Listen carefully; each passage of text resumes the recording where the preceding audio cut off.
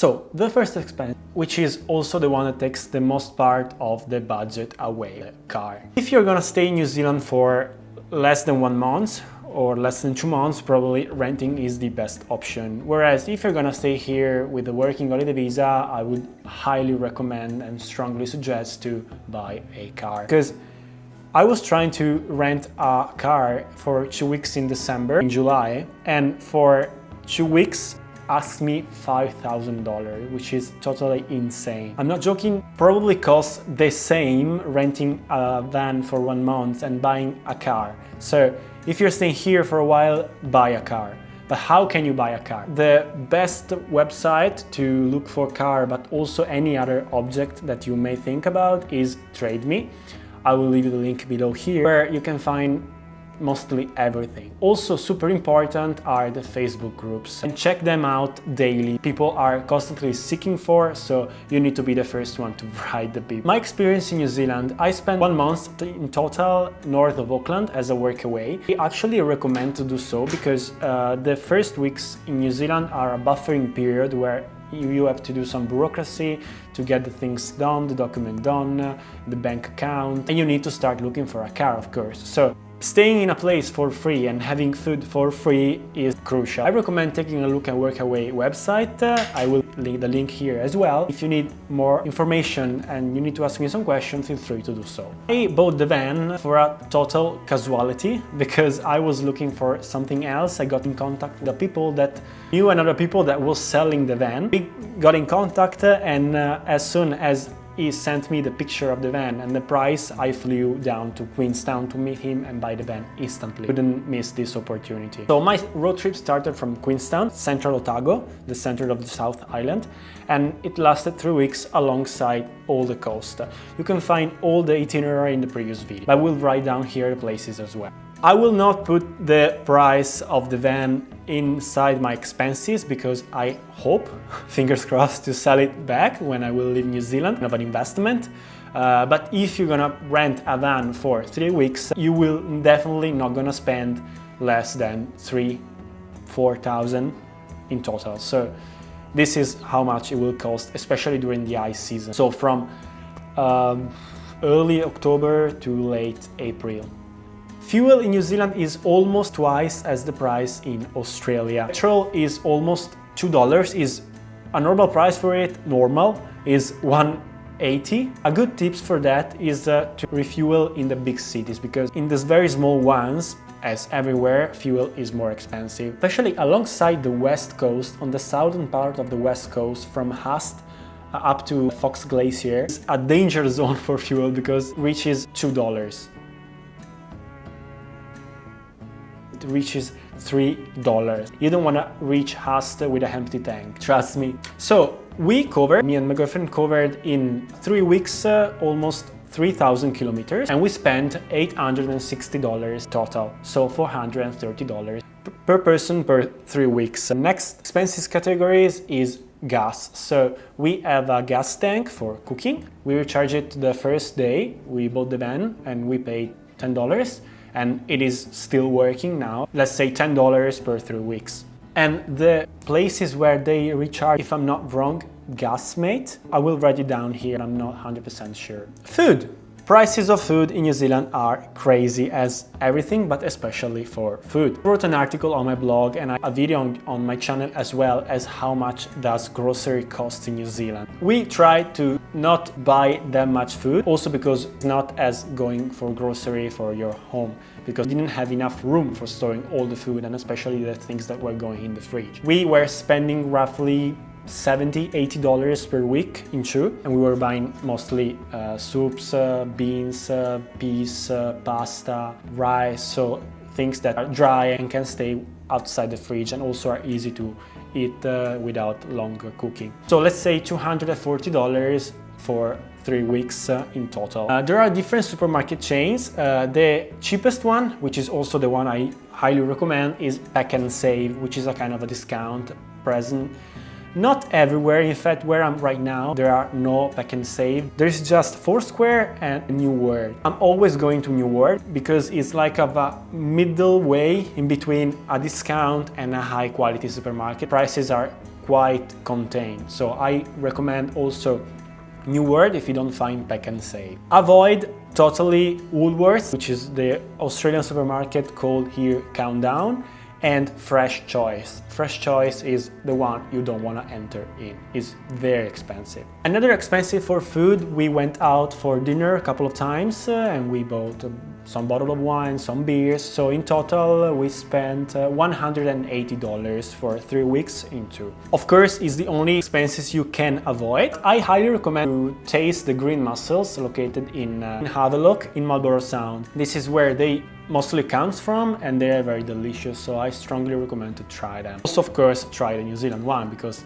New Zealand is famous mostly for wine, so give it a try, especially the Central Otago Pinot Noir and the Sauvignon Blanc from Malborough. Accommodation. So we were not spending basically money on accommodation because we were living in the van, but keep in mind, useful tips, that in New Zealand is forbidden by law to free camp. If you are thinking, okay, it's forbidden, but I will do it anyway, yes, but they will catch you. We have been stopped a couple of times in a free campsite asking if we had the self-contained sticker, which is the sticker that they put on your car if the car is allowed to free camp. If you don't have that sticker, either you want to sleep inside a forest or in the paid campsite, fines are up to 1 to 10,000. It's very expensive. Campsite are two kind of campsite, paid and free. Paid are everywhere, whereas free they lack sometimes during the drive. So we were planning our drive according to where the free campsite were. You know where campsite are according to an application called Campermate, which is super useful. Download it on your phone because you will use it every time. Take a note that the application is usually not correct or not precise according to how much the paid campsite costs. It happened twice that in the app was written that was $10 per person, which was weird, but was written. And when we arrived in the paid campsite, it was 40. So most of the time, especially during the peak season, is wrong. In Campermate, so there are present both free campsite and paid campsite, with all the facilities, all the things the campsite has, so it's very useful to take a look at it. We spent $170 for 3 weeks for accommodation because every now and then we had to do the shower, we need to eat properly, we need to take a bit of relax in the lounge room, we need to edit our video. We were paying $40–50. You're not gonna pay less than that for a campsite with all the facilities, mostly because it was the only option we had for staying. Activities. So for activities, you are gonna spend a lot. We've been super on budget because we spent just $100 each, so $200 in 3 weeks for the ferry that took us to the Queen Charlotte track. which is a 5 days long hike that you could do without a ferry. We decided to go for a day hike, so the ferry took us to a place, we hiked 17 kilometers and the ferry took us back from the mainland. This costed $200 in two. Anyway, if a ferry would cost $100, you are not gonna pay less for any other activity. For example, bungee jumping, skydiving, you wanna take a cruise on Milford Sound, or for a horse ride, you wanna take a hiking on the mountains. You will spend a lot of money. Let's say $600 for not abstain doing something. So you wanna enjoy, you're in New Zealand, you must see the environment, you must see the mountains, you must do the activities. Among the other categories, we spent, for $40 in car parks. And super useful tips, we got fined by the police because of speeding limits. You don't want to drive faster than 50 kilometers in the city center. So I drove 6 years in Italy, I drove 1 year in Australia. I never been stopped by the police, never. I drove 3 weeks in New Zealand and I've been stopped 3 times. The first one, I was driving too slow. The second one was just a check, and the third one I was driving too fast. I got fined for $120 because I was driving at 70 kilometers instead of 50 in the city center. And a friend of mine being fined as well for the same reason, so they are present every time at the exit or at the entrance of the city center. Stay on the limit because you will get fined 100%. My car can't reach more than 90 kilometers per hour. New Zealanders are seeming to not liking that because they love to speed up in the highway. If you're not gonna stop and letting them pass, they are horning you a lot of time. They get super mad. Also, the police stopped us because we were going apparently too slow. The limit was 100 kilometers per hour, we were going 90. Apparently we were going too slow. They told that New Zealanders are getting mad and they will cause car crash. So if you notice that behind you there is a 5, 6, 7 cars, step aside, letting them pass. So all these voices summed up and divided by 2 made the spending per person up to $911, which is also a funny number. I reckon we did great for 3 weeks. Converted in euro is 520 euro. Must say anyway that I didn't count the van. If you're gonna plan a road trip across New Zealand, make sure you're gonna have 3,000–4,000 New Zealand dollars. Another thing that I didn't count is the plane, because I came from Australia and I paid just, I think, $150. If you're gonna come from Europe, of course, a way more expensive. So this is a thing that you want to consider too. I want to give you also some other tips for planning an itinerary. How I planned my road trip across New Zealand. I saved a lot of destinations on Google Maps according to Instagram Reels, Franz recommendation, YouTube videos. Once landed in Queenstown, I went towards them. I didn't plan full detailed road trip. I was just living the day. Mostly because I didn't have time restrictions since I am still in New Zealand, so I didn't have 3 weeks to see everything. If you have just a short amount of time, take a look at my video if you want. There are all the places I visited. For planning my trip, I also used the travel guide, which is from Lonely Planet, but of course there are other brands. I always use this guidebook to plan my itineraries across the world in all the countries I visit. I think is a good method to explore, to decide what to do. There are good recommendations of what to do, what to visit.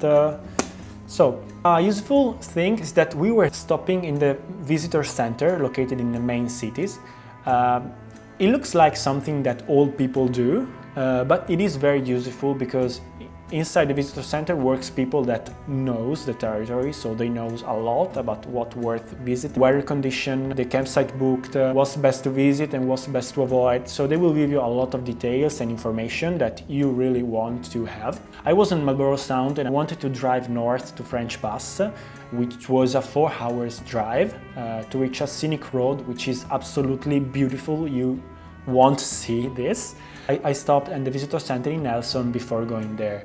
They told me that the campsite in French Pass, since it was 4 hours drive, didn't want to come back the same day. They told me the campsite there was fully booked, so I would have drove 4 hours for nothing. They told me as well that there was a campsite in Midway that was free. I stopped in the campsite in Midway, and the following day I went to French Pass and I came back. So this useful information you can't know without the visitor center, so they are located everywhere and I highly recommend to visit them. Most of the people start from Auckland, so north of the North Island, and travel south to Christchurch on the South Island. If you plan your trip on the other way around, so from the South Island to the North Island, it will get a bit more cheap. Of course, people are bringing all the vans down in the South Island and the van company need the van up to the North Island, so they will charge less for the other way around route. If you have just 2-3 weeks to spend in New Zealand, I recommend to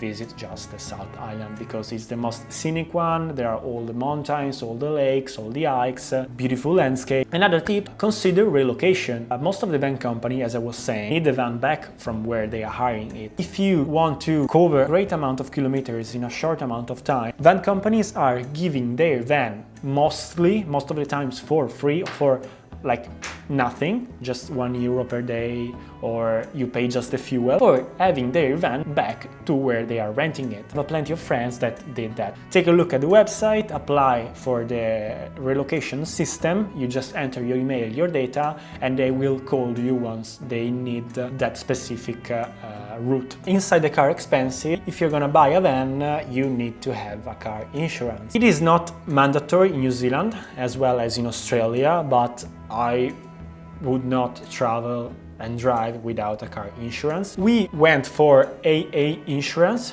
We are paying $72 per month. The only thing is that this insurance does not cover car breakdown in the middle of nowhere. I think I will do a separate insurance just for that because AA insurance does not cover this situation. Another expense is the internet and the phone billing. We are paying $56 per month for 18 gigabytes. The company is called Spark, which is, I think, probably the only one. There are 2 or 3, but Spark is the main one that everyone is using. Anyway, I will put all the companies in the description below. Internet is not that fast and not well covered across New Zealand. Private insurance. New Zealand differs from Australia because as an Italian, Australia I was covered from the state for my medical expenses. Whereas in New Zealand, you need a private medical insurance to be allowed in the country. This is what is stated according to the working holiday visa or visa approval. We subscribed a medical insurance with SafetyWing. We are paying €50 per month and we are totally insured. And if you need any recommendation, any details, any question, just DM me, write me on Instagram, comment down below, get in contact that I will be super happy to answer your doubts.